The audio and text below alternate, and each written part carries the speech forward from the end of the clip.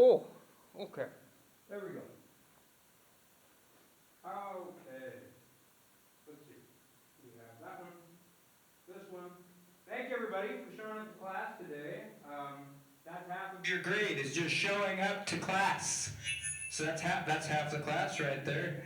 Very important. So I believe we are in our part 4 of our sci-fi movie script. Part 4, can you believe it? We're already 4 parts into this. 8 weeks into the, well actually about 10 weeks now into the term, so I hope you're all paying attention and taking notes. I know that on Canvas, some of the folks cannot see the whiteboard. So, let me go up here. Our presentation board, I don't know if you can see this on Zoom. So, but that's okay, I've told them. All you gotta do is go on Canvas and then you can find the needed material that we went over in class. So there you go. Okay, let me turn this up a little bit and make sure you can hear me. Okay. So, sci-fi movie. This is our sci-fi movie part 4, as I've already stated. And it's, remember, the name of our movie is McQuade's Day of Peace, which McQuade is that marketplace.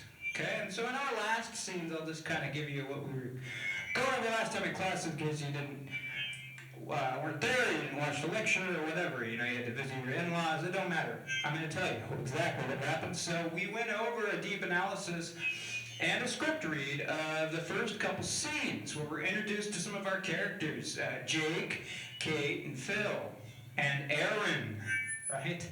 So those are our characters, and we were introduced to them through human behavior, right? That was the big schmear last time. So that's what we did.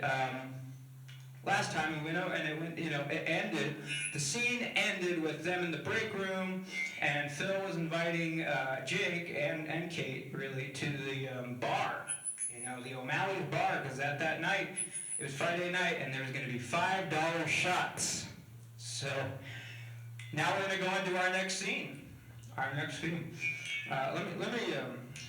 me get something real quick, folks. I'll be right back.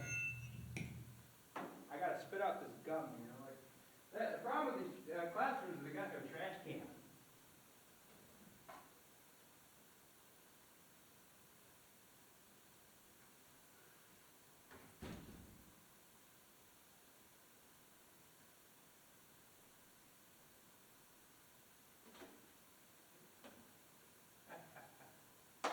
All right. Sorry about that, folks. I had to spit the gum out so I can talk, because I have to pronounce a lot of words, and my pronunciation is not so hot when I got a mouthful of gum. So when I got the big chew in. So we spit that out, and now we're going to spit out the next scene of Act 1 of McQuade's Day of Peace. Wow. Whoa, holy moly, here we go. We're already in Scene 3. And this is really an exciting scene. So Scene 3, it opens up O'Malley's bar, right? And it's going to exit to Thames Street. It's going to be nighttime. There's a street called Thames. We're going to find it. T-H-A-M-S, Thames, or T-H-A-M-E-S, Thames Street. And it's a nice street. It's going to be a lively Friday night in Newport, Rhode Island. Warm street lights are spilling across the old brick sidewalks in the harbor. Air carries the salt water. There's fried seafood in the air, cigarette smoke, spilled beer. There's groups drifting between bars and restaurants. Navy cadets are going to be relevant too, and they're going to be laughing loudly outside of a pizza place. That'll be one of the scenes. We're just kind of setting up the scenery for everybody in this scene before we go into the bar. So, another scene, we're going to see a street guitarist, right? He strums a slow little acoustic cover of something, while a few tourists are recording him on their phones, and then we're going to go to some neon signs that are glowing against historical brick storefronts, and a weathered hanging sign swings slightly in the breeze above a crowded doorway. Ooh. Ooh, now, those of you who really pay attention in this class, you might notice that that's kind of similar to something we may have covered earlier in the week. Right? A sign swinging slightly in the breeze. Yes. Yeah. Do you know? Yep, that's right. That's right. Vietnam Dom. Vietnam Dom. And the Dragon Bar. So that's where that sign is also slippy slopping in the breeze, rather. Okay, so here we go. O'Malley's is on the sign. Welcome to O'Malley's Bar and Grill, most likely. Restaurant, too. It's going to be a restaurant kind of bar kind of deal. It's going to be a big building. Big building. So we're going to have a big bar and a big restaurant. Those are important things to remember as we go along the script. So there's going to be music and laughter spilling onto the street, and Jake is walking down, right, and he's approaching down the sidewalk, and his jacket is half zipped up against lose my place here. Okay, his jacket is zipped against the cool harbor air, right, and that's going to be, it's hard because you read it, and it's not easy for everyone to visualize it, but I'm telling you, that's going to be really easy to film, but trying to explain it, in person like this. Uh-oh. This duck cam, this baby don't work sometimes. Remember that? Remember the last time we used this classroom? I didn't want to use this classroom, funny enough. I was trying to get to the auditorium, but it was all closed up. It's all closed up, and some of the other classrooms were also being used. So, we reserved this room anyway, so let's take the advantage of having it. So, he pauses outside of the entrance for a moment, watching the crowd, and then he steps inside, right? And then into the O'Malley Bar. Okay, remember it's nighttime. Nighttime, Friday night, just in case you forgot. Okay, the bar is warm, it's loud, it's packed. The bar is just half pub, half restaurant. Dark wood walls, old photographies, photos of historical Newport sailing ships, and fishing nets, and bios, excuse me, bios hanging out above the bar, right? And, that's typical of a sea shanty type town, right? It's right by the ocean, so you're going to see bios, you're going to see life vests and fishing nets and starfish and lobsters and what will you, these kinds of sea life things that you find in this kind of place, okay? And so behind the counter, it's a chalkboard. There's a chalkboard in the wall, and it reads, Friday special, $5 shots, $5 shots. Friday special, what a good deal that is, my goodness. You go to the bar here, they don't have that kind of thing here. Anyway, so the bartenders are moving quickly, and they're pouring beers and lining up shot glasses, and the restaurant side of the building is dimmer. It's a little more quiet, and there's couples eating dinner over drinks, it's a little more casual. So you got two sides, right? You got a really chaotic bar side, and then you've got the calmer restaurant side where people are more, maybe even more dressed up, if you will. I have to go through and see when we actually start filming. But Jake pushes through the crowd, and Phil, his coworker, spots him immediately. There he is! I was just about to file a missing persons report. And then there's Kate. Kate comes into the picture. Oh, good. Cemetery boy made it. And Jake kind of sits there, and he's smiling. He says, you two start without me. And Phil says, we had to test the product first. And Phil slides a shot glass towards him. And Phil says, for safety reasons. And Jake's like, this feels like a trap. So already we're having a good night, folks. These guys had worked all day. It's Friday night, and they're enjoying the fruits of their labor by, wetting the whistle a little bit at a fine dine bar establishment. So let's zoom this up a little bit. It never always cuts off the thing. Okay. So anyway, right? So Jake says, this feels like a trap, and Kate walks up to him, she says, yes, it is. They clink glasses and they drink. And she says, oh yeah, he's going to be fun tonight. And then Phil jumps in, give him 20 minutes, and then another round arrives. Time passes, right? A couple hours go by, maybe an hour. Let's just say an hour, maybe two. And the time passes a little later. And then it shows Jake, and he's leaning back up against the bar as the warm buzz settles in. And there's Phil, and he's saying, I'm telling you, sailboat racing is just rich people arguing with the wind. And Kate interjects, you don't understand sailing. And Phil says, no one understands sailing. Kate says, you literally live on an island. And Phil said, that doesn't mean I need a boat. And then here's Jake, you get seasick standing near water. And Kate says, it's called being dramatic. And then here's Phil. See, this is what happens when I hang out with you two. And there's Kate. She says, okay, I got to ask you something.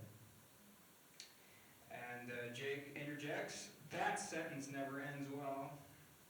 And Kate says, do you ever do anything spontaneous? And Jake kind of smirks. He says, well, I came here.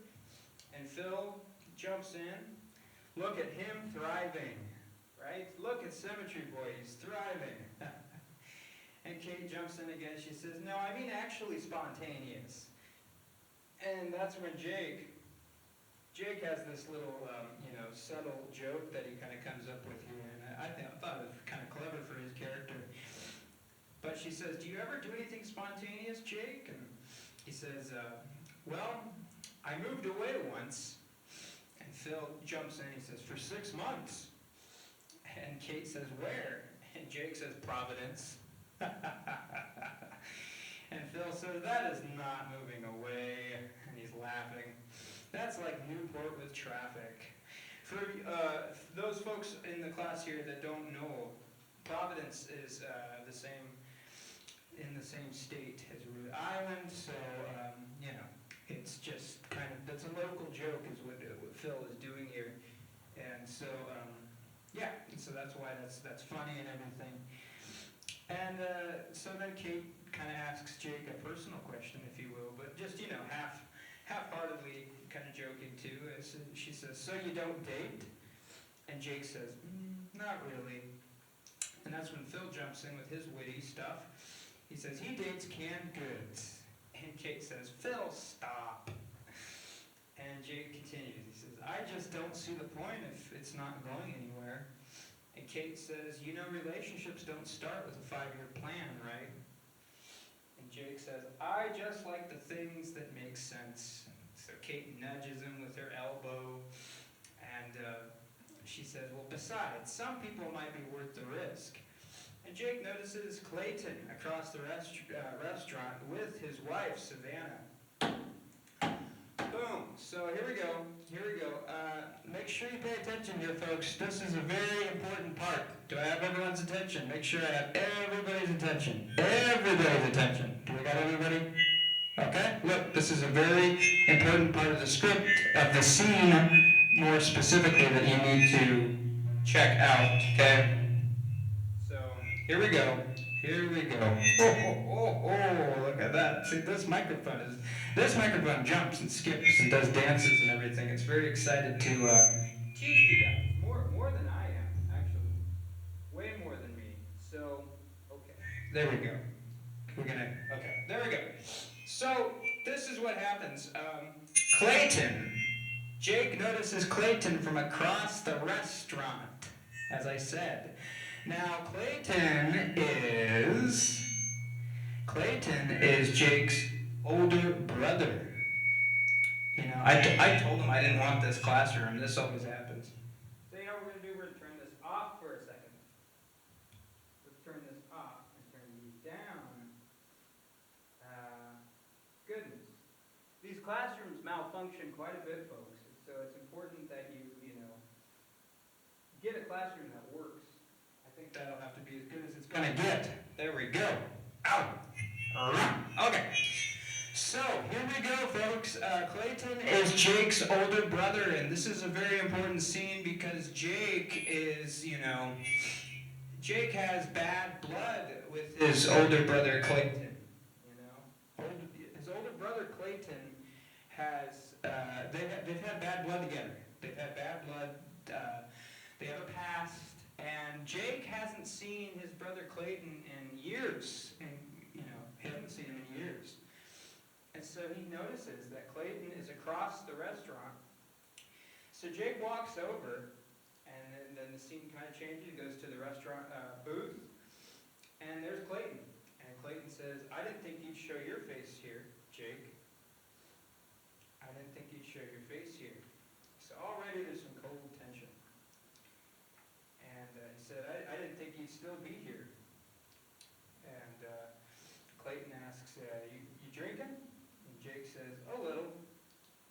And so Clayton's still working, he asks him, "Are you still working at the grocery store?" And Jake says, "Yes." And Clayton says, "McQuade's, right?" And Jake nods. Yeah, he says, "Well, you've always liked systems." "Well, they work. They work." Sometimes. And then interjects Savannah, who's going to break the tension a little bit here between the brothers. And this is Clayton's wife, Savannah. She says, "Oh, it's nice to meet you. Hello. Nice to meet you. Oh, very nice." And Jake says, "Likewise, likewise." So Clayton then says, "You still thinking about moving, brother? You still thinking about moving?" And Jake says, "Maybe. Maybe." Kind of not wanting to reveal too much to his older brother because the tension is so thick. And he said, "You always say that." And so Jake says, "Well, some things take time." And Clayton then says, "Yeah, I guess some people get that." And Jake says, "Good seeing you." And Clayton says, "You too." And so then Jake returns to the bar. And so this scene is a very important scene. And we will go over this again later in either another class or maybe this class a little later, I'm not sure. But what just happened here is Clayton is showing a certain amount of vulnerability with just this one subtle line right here. "Yeah, I guess some people get that." See, and so that's showing a sense of insecurity because they're both kind of awkward, talking to each other. It's been a long time. But, they close it up, and Jake has the maturity enough. He says, "Well, good seeing you," and he says, "Good to see you too," blah, blah, blah. So Jake returns to his coworkers at the bar, right? Phil and Kate. Lovable Phil and Kate. Such lovable characters.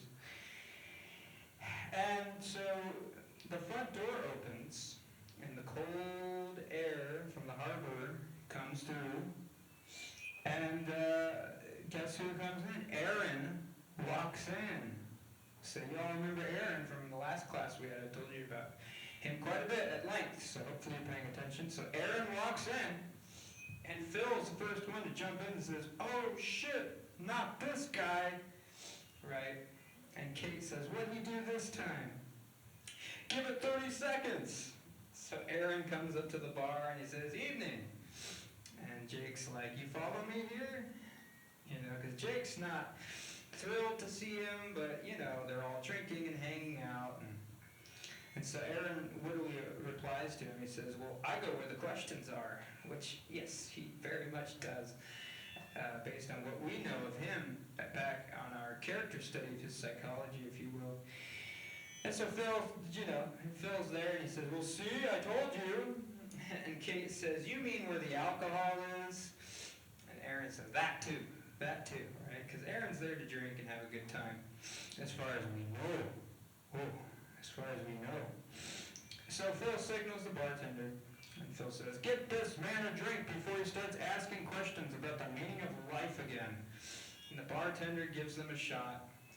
And Phil says, "House rule, you show up and start philosophizing, and you drink first." And Aaron says, "Fair condition." And Jake is kind of laughing in the bag. He says, "You're entering dangerous territory now. Oh my." And Aaron puts the drink up in the air. He says, "To good company." And Jake puts his cup up, "To bad decisions." And Kate puts her drink up, "Those are the same thing." And Phil is like, whatever. And they all clink drinks, and they drink the shot. And so the night continues, right? So then here's our next scene. It's still O'Malley's bar, obviously, and so now it's late at night. It's getting a little closer to closing, so it's starting to slow down a little bit. And the bar is almost empty now, where there were, at least 60 people. Maybe 10 people remain now. There's probably about 10 people there. And Jake and Aaron sit extremely drunk at the bar. Across the room, Kate and Phil are playing the sloppy game of pool, and they're laughing uncontrollably amongst themselves. And Jake is just laughing and laughing and laughing. He says, "No, dude, no, hold on. And Aaron just keeps asking him these questions. He says, if the universe is expanding, technically we're all moving away from each other. He's kind of drunk. And Jake says, that's so depressing. And Kate jumps in. She says, what did he say? And Jake said, something about the universe abandoning us. And Phil misses a pool shot completely, kind of trying to pay attention to the conversation and play pool at the same time as being intoxicated as hell. So he said, all right, that table's broken. It kind of is just stumbling around like this. And Phil walks up to the group and he says, well, my wife is here to pick me up, guys. Yep. And Kate says, you need to give me a ride too, asshole. Right? And so Phil throws his arm around Jake. He's drunk. He has his arm around Jake and he says, if you recognize the liquor shelf before you leave, I'm reporting you to management.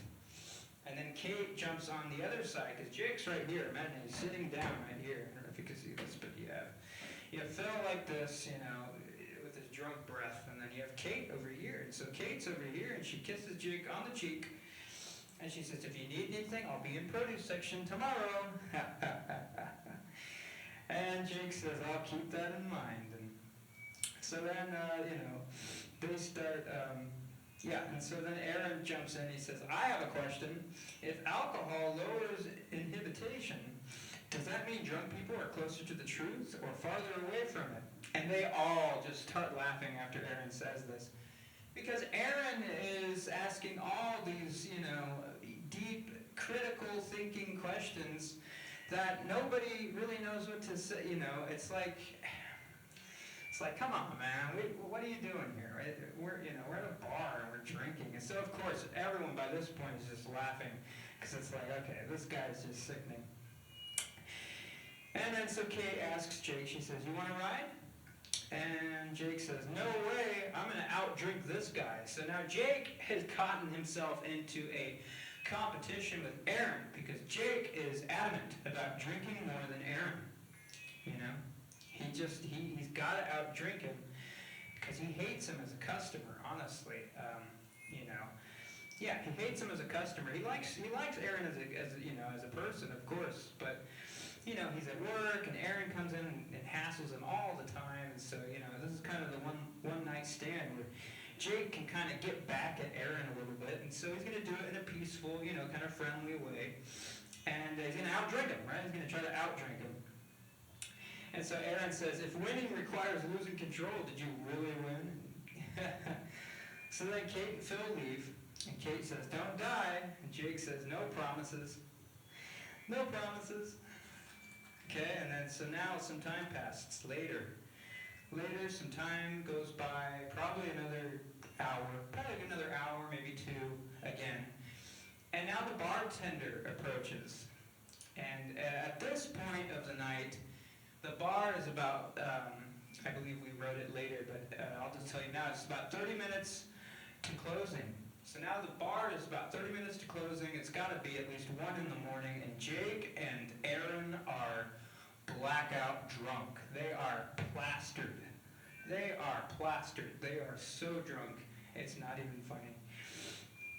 And so the bartender comes in, he says, last call in 30 minutes. So Aaron, with a little more sense, because he's got a different agenda just in the back of his mind, he says, I'll get us a ride. And so he gets Jake out of his chair, and they're both kind of stumbling like this, and they're stumbling outside, and they're both just plastered, like I said. And so Jake says, we should absolutely not be outside right now, man. Like, oh.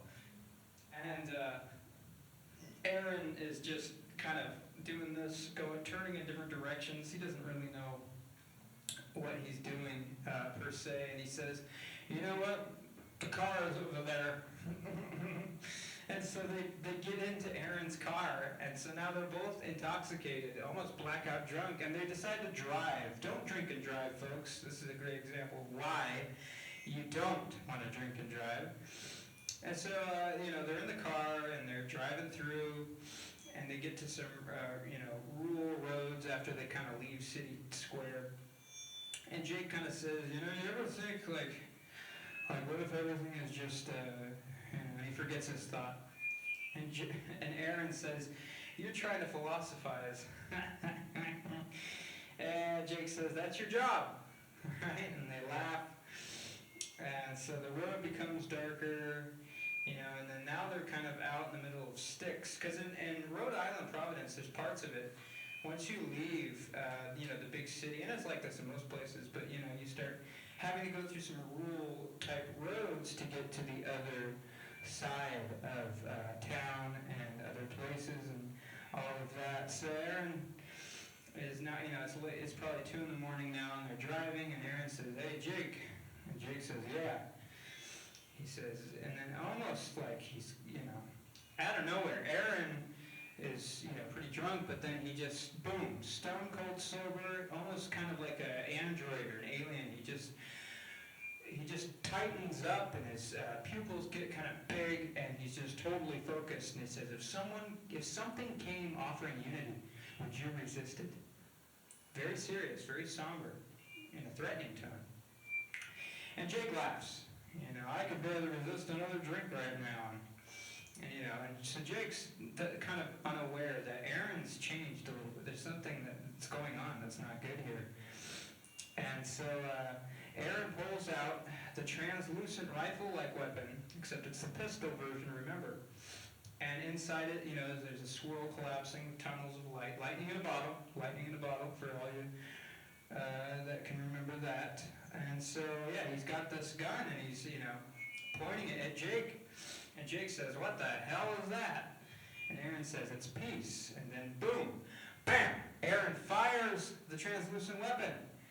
And there's this weird sound, this metallic, weird, kind of frequency sound. And Jake says, what the hell? And the car jerks violently, and then, boom, there's metal screams, glass exploding, cut to black. Cut to black. Boom. And so, there you go. There was the scene where Aaron tries to kill Jake. And it's so unexpected because they're just having a good time. Let me double check our Zoom folks, make sure they're okay here. Okay, yeah.